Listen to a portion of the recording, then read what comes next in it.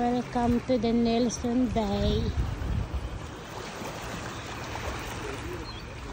Isang pinakamagandang lugar sa Australia. Malinis ang tubig. Maraming namamasyal, pasyalan. So hindi ka malulungkot dito.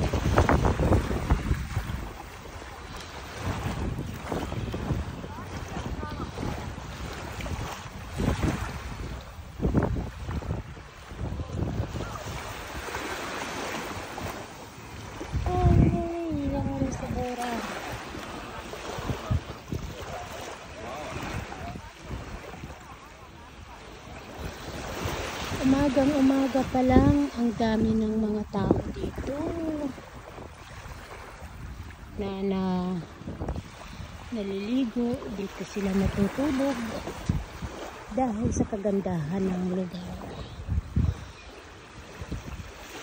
Dami-dami ng lugar dito. Napapasyalan na magaganda talaga. Ano pa ang inaantay nyo, guys? Punta na kayo sa Nelson Bay. Isa na pinakamaganda na lugar sa Australia.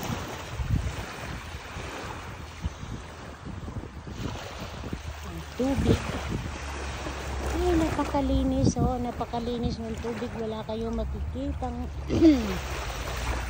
dumi. Walang nagtatapon ng dumi dito.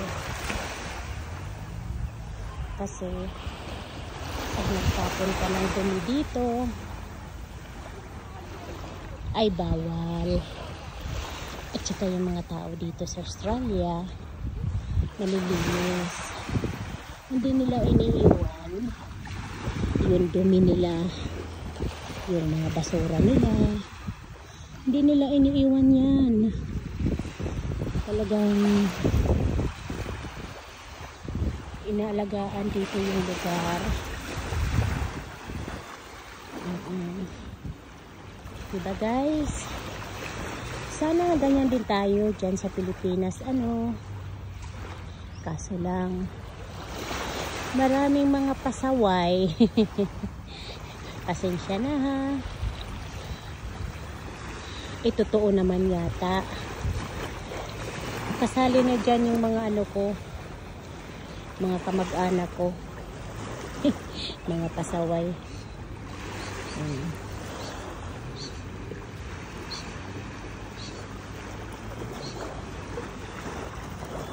Yan. Tapos yung ibang mga bahay dyan ay paupahan.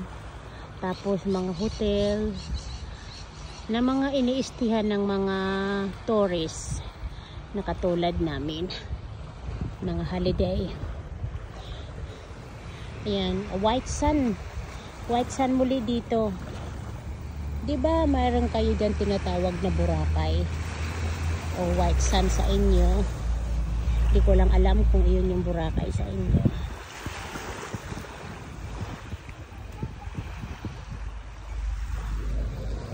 Yung puting buhangin. Ayan. Buhangin pala at pagsamantala. Pasensya na kayo, ha, kasi pag kumakanta ako, alam naman ninyo magaling ang boses ko. Ay, naku, maloko talaga ako. Oo. Hindi naman ako magaling kumanta nga. Ang kanta ko nga, dulo at umpisa lang ang alam ko. So,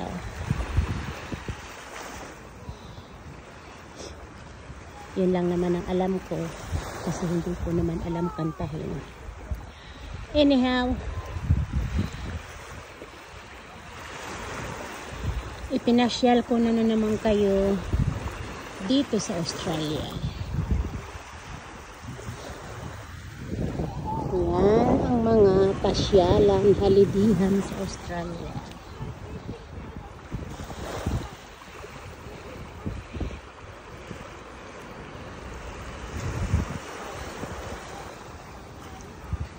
Pwede ka matulog dito basta may tent ka lang ng ganyan. Yan mga, ang dami na ng mga tao dito, walang mga basurang nakalagay kasi ang basura dito ay tinatanggal nila.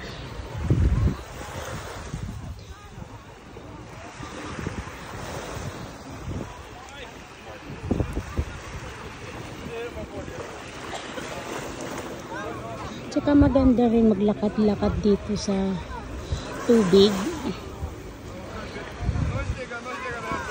para mga yayat. Pero alam mo guys, ako nag-lose weight na ako. 72 kilos ako noon. Ngayon ay 64 na lang. So I'm proud ako. Proud na proud ako sa sarili ko.